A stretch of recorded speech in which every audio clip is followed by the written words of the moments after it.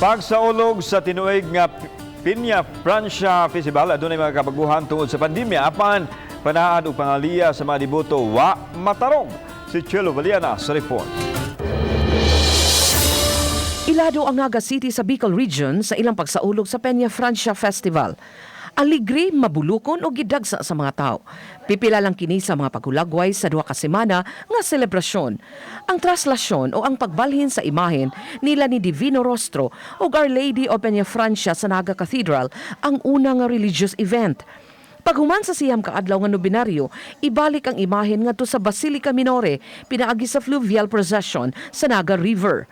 Mga lalaking deboto lang gyud o voyadores ang gitugutan nga moapil sa pagoda sa pagtuo nga posibleng makamugna og disgrasya ang kababayenan.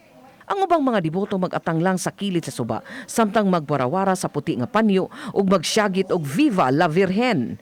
Kihandom usab gahapon ang ika-48 katuig nga anibersaryo sa trahedya sa Colgante Bridge.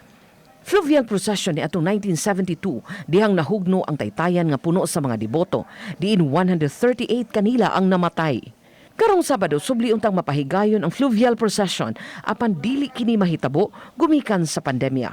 Nadasalan ako dito ng nobina na may sakit, yun nakahiga na over sa banig na hindi na nagumagaling.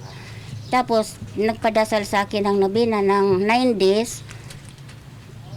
Siguro pinakinggan naman nila yung wish ko sa kanila.